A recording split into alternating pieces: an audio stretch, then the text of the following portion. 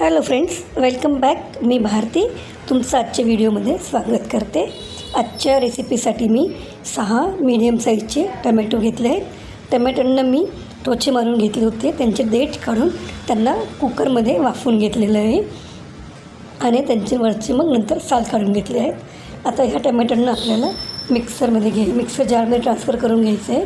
त्याच्यामध्ये 1 इंच आलं तुकडं आणि 8 ते 10 लसणाच्या पाकळ्या घालून घेतल्या आहेत. तसंच कोथिंबीर आणि कढीपत्ता घालून त्याला छान आपल्याला वाटून घ्यायचं आहे. कढीपत्त्याची पावडर वापरली आहे, तुम्ही ताजा कढीपत्ताही वापरू शकता. त्याला स्वच्छ धुवून कट करून घ्या. तर ह्या मिश्रणाला आपल्याला एका कढईमध्ये ट्रान्सफर करून घ्यायचं आहे. कढईमध्ये तेल तूप काहीच नाही घालायचं आहे. डायरेक्ट हे मिश्रण घालून त्याच्यामध्ये थोडंसं आणखी मिक्सरचं भांडं धुवून 1 कप पाणी घालून मिक्सरचं भांडं धुवून त्याच्यामध्ये पाणी घालून त्याला उकळत ठेवून द्यायचं आहे. याला छान उकळी आली आहे. आता याच्यामध्ये काही मसाले घालूया.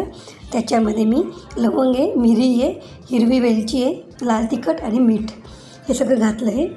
याला आपल्याला छान आता हलवून घ्यायचं आहे व परत एक 4 ते 5 मिनटं उकळत ठेवायचं आहे. एकदा परत 4-5 मिनटांनी उकळी आलेली आहे. तर याच्यामध्येच आपल्याला गूळ घालून घ्यायचं आहे. साधारणतः पाव कप गूळ घातलं आहे. तुम्ही इथे साखरही वापरू शकतात, पण मी गूळ रेकमेंड करेल. गूळ नक्की वापरा. आणि आता याला गूळ वितळेपर्यंत परत आपल्याला मीडियम फ्लेमवरती 2 ते 3 मिनटं उकळून घ्यायचं आहे. तर तुम्ही बघा, आपला हा छान टमॅटोचा रस्सम किंवा सार तयार होत आलेला आहे. आता याला आपल्याला उकळी आल्यानंतर वरून थोडंसं पुदिना आहे, पुदिन्याची पानं मी हाताने तोडून घातली आहेत. पुदिना ऑप्शनल आहे, पण घालायला तर त्याची टेस्ट वाढेल. आणि बघा, खूप छान आपलं घट्ट असं टमॅटो सार तयार होत आहे. हे सार तुम्ही नुसतं गरम पिऊ शकतात. सर्दीसाठी तर अगदी रामबाण उपाय आहे. तुम्हाला कधीच सर्दी होणार नाही. आणि सर्दी झाली असेल तेव्हाही तुम्ही पिऊ शकतात आणि प्रिकॉशन म्हणून आधी बनवू शकतात. आता त्याच्यावर तडका द्यायचा आहे. तडक्यासाठी तेल गरम केलं आहे. तेलामध्ये जिरा मोहरीची फोडणी करून वरून घातलं आहे. तडका छान बसावा, मग त्याला लगेच झाकून द्यायचं आहे.